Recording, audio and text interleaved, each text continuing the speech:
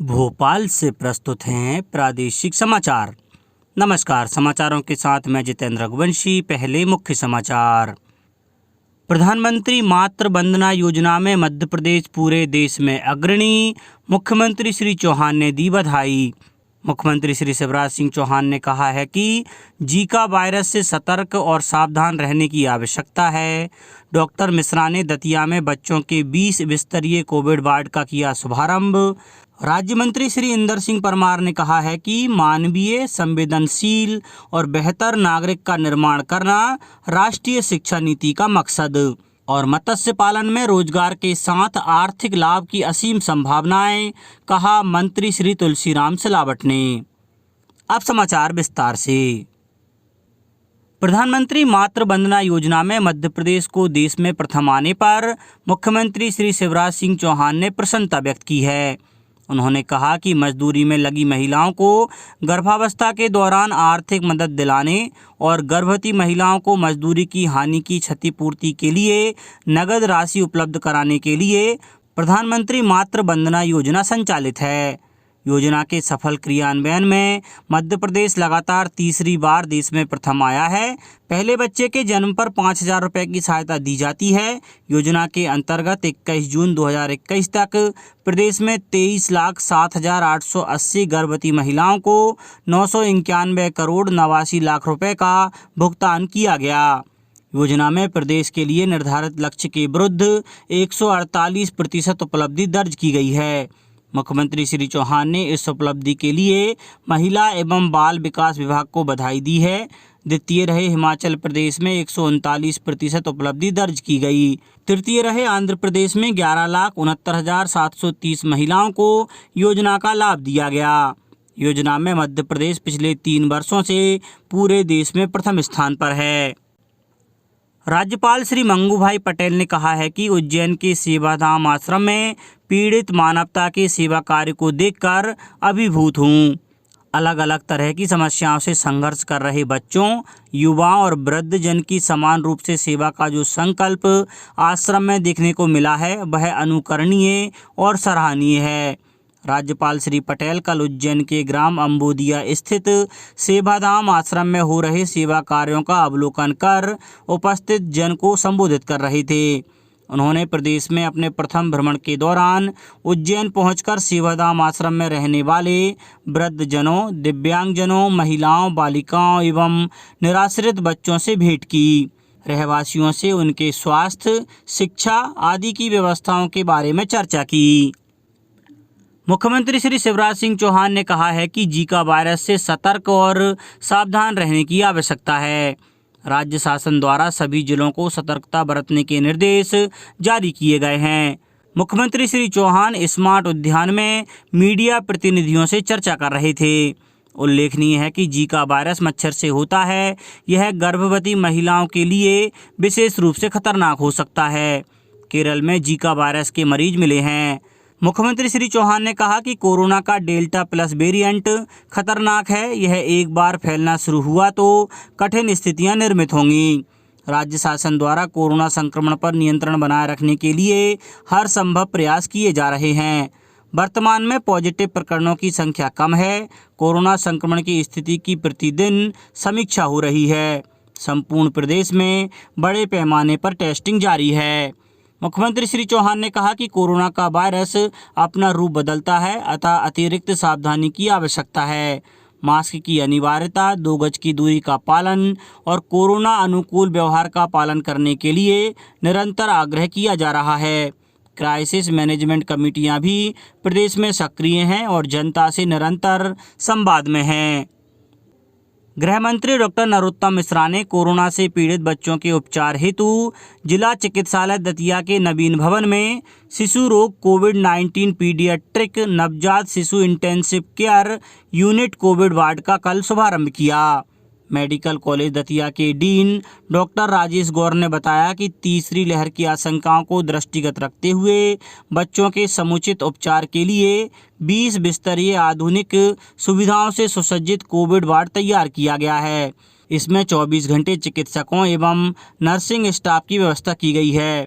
Ward में oxygen, ventilator आदि उपकरणों की व्यवस्था के साथ प्रत्येक बेड पर पाइप द्वारा लिक्विड ऑक्सीजन की व्यवस्था भी की गई है। राजस्व एवं परिवहन मंत्री श्री गोविंद सिंह राजपूत ने कहा है कि सुर्खी विधानसभा क्षेत्र में विकास कार्यों की कोई कमी नहीं आने दी जाएगी।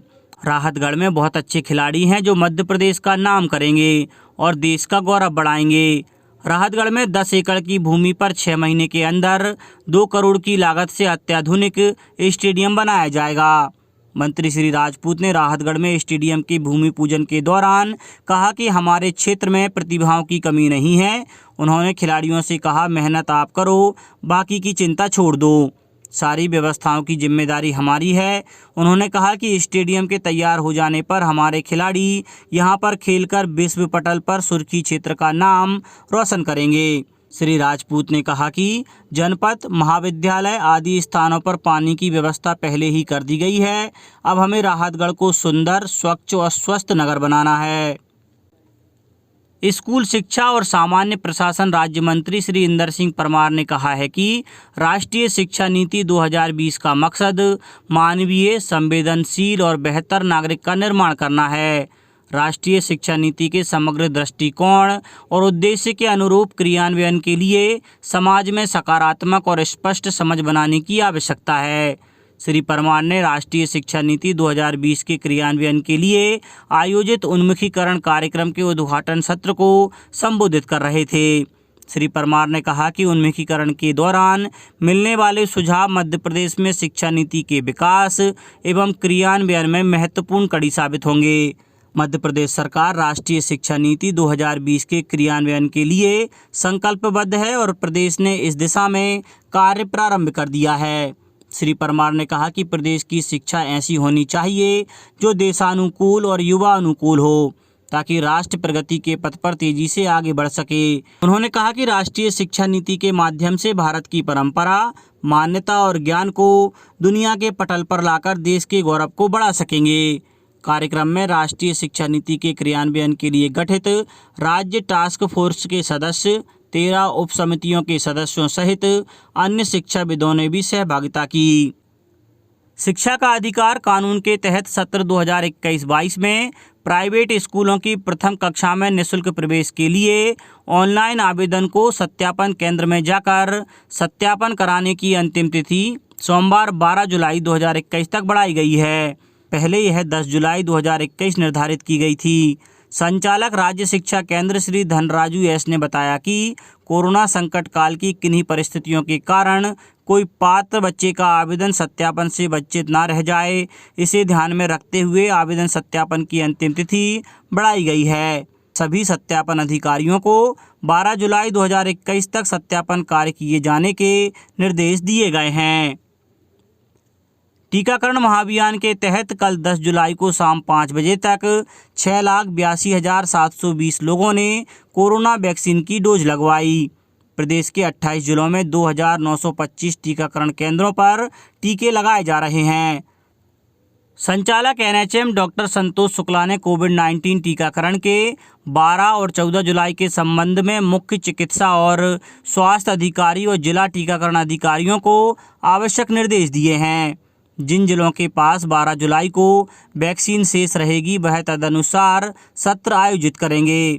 अन्य जिले गर्भवती माताओं के कोविड टीकाकरण हेतु भारत शासन से प्राप्त ऑपरेशनल गाइडलाइन का प्रशिक्षण 12 और 14 जुलाई के बीच आयोजित करें। BMO, BPM, BCM, BE, CDPO, ICDCS को प्रशिक्षण दिया जाए। कोल्ड चेन उपकरणों और वैक्सीन वाहन का मेंटेनेंस कार्य भी किया जाए। NHM संचालक ने बताया कि 13 जुलाई 2021 को नियमित टीकाकरण के सत्र आयोजित होंगे। जल संसाधन, मछुआ कल्याण और मत्स्य विकास मंत्री श्री तुलसीराम सिलावट ने मछुआ दिवस पर आयोजित कार्यक्रम में कहा कि मछुआ पालन ऐसा व्यवसाय है कि इससे कम लागत में अधिक से अधिक आय प्राप्त की जा सकती है। वर्तमान में रोजगार के बेहतर अवसर उपलब्ध कराने के लिए मछली पालन सबसे बेहतर व्यवसाय है। कृषि लागत की तुलना में मछली पालन में बहुत कम लागत आती है और आय भी अधिक होती है। मछुआ समाज के युवाओं को मछली पालन के लिए तैयार करें और उन्हें विशेष प्रशिक्षण भी उपलब्ध कराएं। विभाग लगातार क्रेडिट कार्ड, अनुदान और सहायता भी उपलब्ध करवाकर उन्हें प्रोत्साहन राशि दें। मंत्री श्री तुलसीराम सिलावट के मुख्य आतिथ्य और स्वास्थ्य मंत्री श्री प्रभुराम चौधरी की अध्यक्षता में मछुआ दिवस पर भदभदा रोड स्थित संचालनालय में दीप प्रज्वलित कर कार्यक्रम का शुभारंभ हुआ। इस अवसर पर अधिक उत्पादन करने वाली मछुआ सोसाइटी को क्रमशः 50,000 और 30,000 एवं व्यक्तिगत रूप से काम कर रहे मछुआरों को भी प्रमाण पत्र और राशि प्रदान की गई। कार्यक्रम में प्रोत्साहन राशि एवं 22 लाख से अधिक की राशि वितरित की गई। आजीविका योजना के अंतर्गत 5 करोड़ और नाव जाल योजना वितरण के अंतर्गत 3 करोड़ से अधिक की राशि वितरित की गई। इस अवसर पर एमडी श्री पुरुषोत्तम धीमान एवं उप संचालक श्री भरत कुशवाहा भी उपस्थित रहे। अंत में मुख्य समाचार एक बार फिर। प्रधानमंत्री मातृ वंदना योजना में मध्य प्रदेश पूरे देश में अग्रणी, मुख्यमंत्री श्री चौहान ने दी बधाई। मुख्यमंत्री श्री शिवराज सिंह चौहान ने कहा है कि जीका वायरस से सतर्क और सावधान रहने की आवश्यकता है। डॉक्टर मिश्रा ने दतिया में बच्चों के 20 बिस्तरीय कोविड वार्ड का किया शुभारंभ। राज्य मंत्री श्री इंदर सिंह परमार ने कहा है कि मानवीय, संवेदनशील और बेहतर नागरिक का निर्माण करना राष्ट्रीय शिक्षा नीति का मकसद। और मत्स्य पालन में रोजगार के साथ आर्थिक लाभ की असीम संभावनाएं, कहा मंत्री श्री तुलसीराम सिलावट ने। इस बुलेटिन में इतना ही। घर पर रहिए, सुरक्षित रहिए और सुनते रहिए प्रादेशिक समाचार। नमस्कार।